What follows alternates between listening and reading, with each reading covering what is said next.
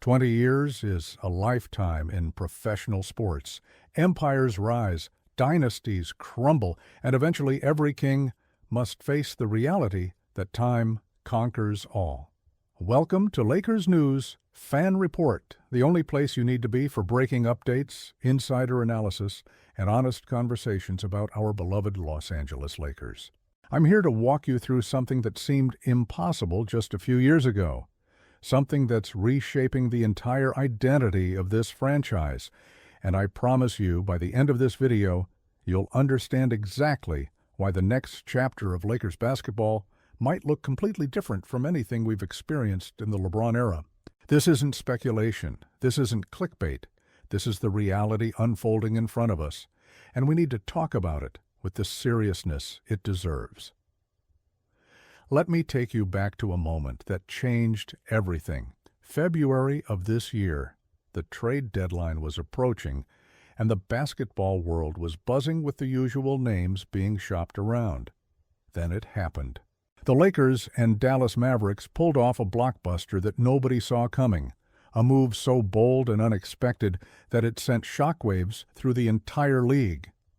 Anthony Davis, our defensive anchor and one half of the dynamic duo that was supposed to carry us for years, was headed to Dallas. And coming the other way was Luka, a 26-year-old superstar in the absolute prime of his career, an MVP candidate, and arguably one of the 5 best players on the planet. The reaction was immediate and polarizing. Some fans celebrated, seeing the future arriving in purple and gold. Others mourned, feeling like we were giving up on a championship core too quickly. But here's the thing about seismic franchise decisions like this one. You can't truly judge them until you see how they play out on the court. Fast forward to today, and the Lakers are sitting at 15 wins and 4 losses. Let me repeat that for anyone who needs to hear it again. We're 15-4, one of the best records in the Western Conference, playing dynamic basketball that has opponents scrambling to figure out how to contain us. Luka has been absolutely spectacular, averaging numbers that put him firmly in the MVP conversation. His court vision, his scoring ability from all 3 levels, his clutch gene that we saw so many times in Dallas. All of that is now working in our favor. When Luka has the ball in his hands with the game on the line, you feel it. That confidence, that belief that something special is about to happen, that's what elite players bring to franchises, and that's what we have right now in Los Angeles. But the Luka story isn't even the most surprising development of this season. Austin Reaves, who many viewed as a solid role player and maybe a future 6th man, has exploded into something we didn't fully anticipate. Reaves is putting up career numbers across the board, showing an all-around game that has scouts and analysts completely reevaluating his ceiling. He's scoring efficiently, creating for others, defending multiple positions, and most importantly, playing with a confidence that suggests he knows this is his team now too. The chemistry between Doncic and Reaves has been one of the most pleasant surprises of the entire NBA season. They play off each other naturally, understanding spacing and timing in ways that usually take years to develop. When you have 2 players operating at this level simultaneously, you have the foundation of something sustainable, something that can compete for championships over multiple years.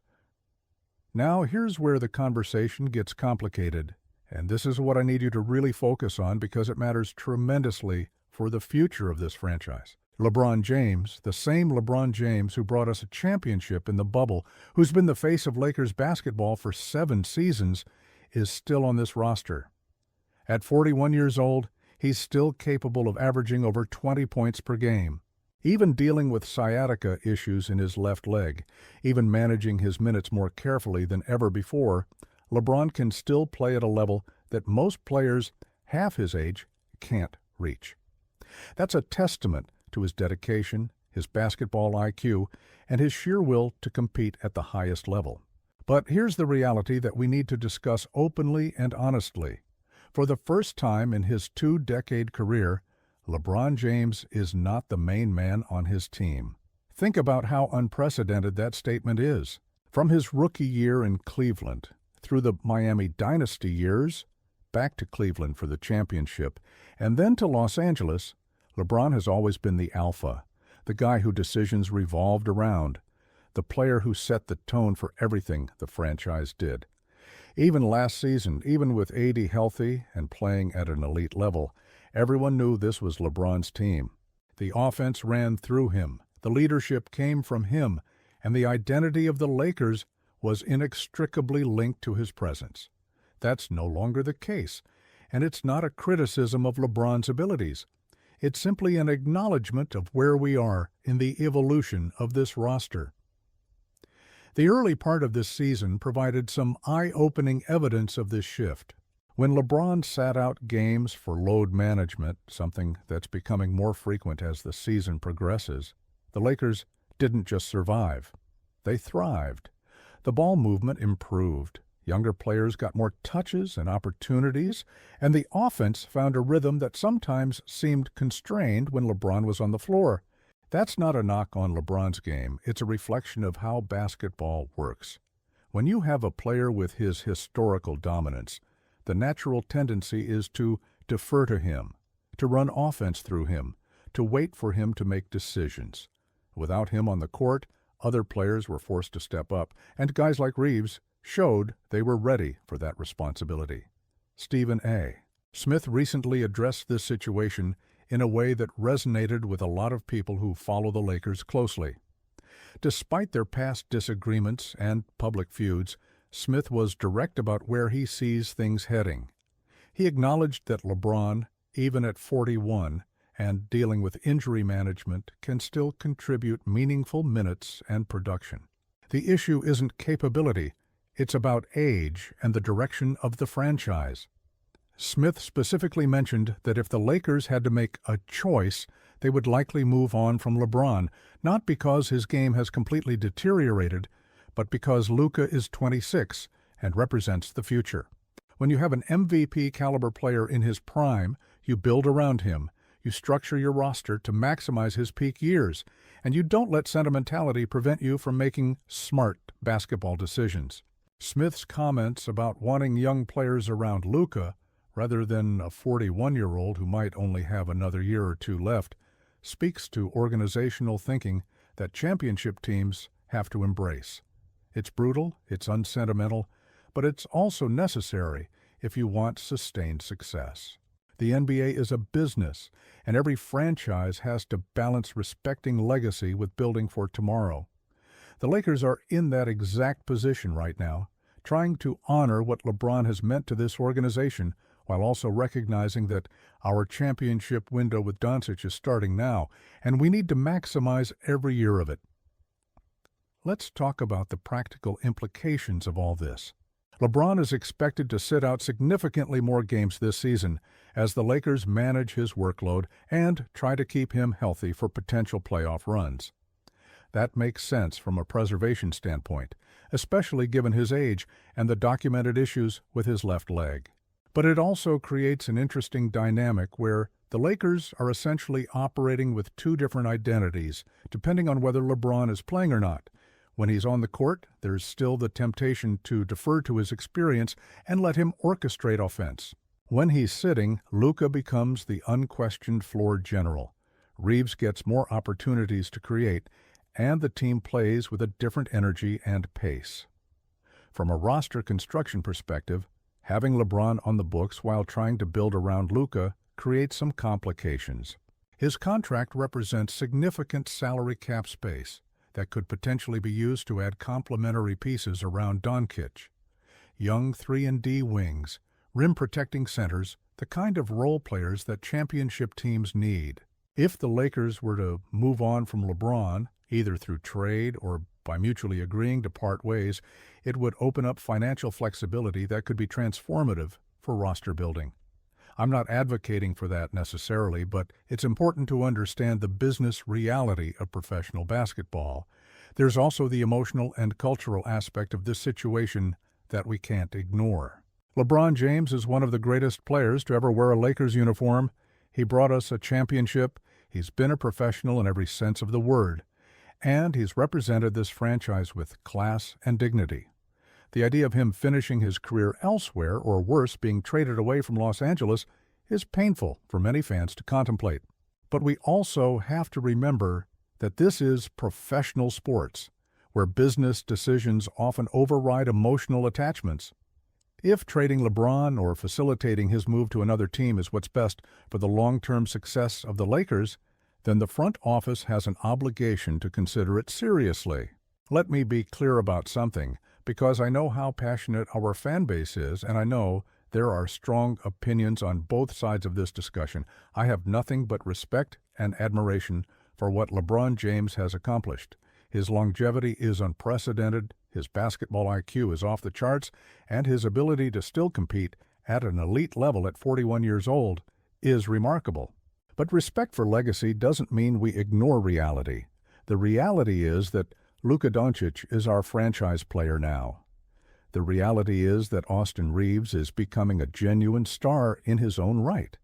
The reality is that we're winning games at a high level and building momentum toward what could be a special season.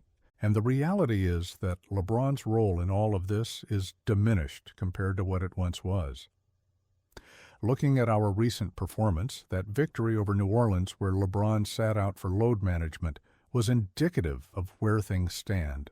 The team executed beautifully. Luka orchestrated the offense with precision. Reaves provided secondary scoring and playmaking, and the role players knew their assignments and executed them. It was cohesive, it was efficient, and it happened without LeBron on the floor. That doesn't diminish his value, but it does suggest that the Lakers have figured out how to win without needing him to carry the offensive burden every single night. The championship pathway for this Lakers team looks different than it did 12 months ago. Last year, we were asking how much longer LeBron and AD could maintain elite-level play, and whether we could win a title before age caught up with them. Now we're asking how quickly Luka can integrate into championship contention mode, how much more Reaves can develop, and what moves we can make to surround them with the right complementary talent. It's a different calculation entirely, one that's focused on building something sustainable rather than chasing one or two final championship windows before our stars age out. I want to talk about what I'm seeing from a tactical standpoint because this matters for understanding why the Lakers might genuinely be better positioned for long-term success now than they were before the Luka trade. Doncic brings a different style of offense than what we had with LeBron and AD.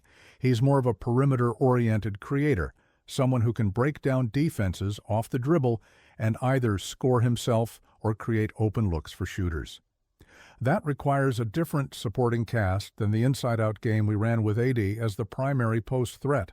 The Lakers have adjusted remarkably well, spacing the floor more consistently, playing with more pace in transition, and generating higher quality shots overall. Our offensive rating has improved significantly, and a lot of that comes from having a player like Luka who makes everything easier for everyone around him.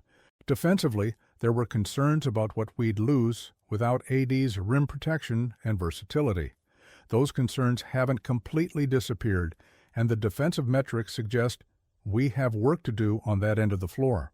But we're also seeing growth from younger players who are being asked to carry more defensive responsibility, and the coaching staff deserves credit for implementing schemes that hide some of our weaknesses.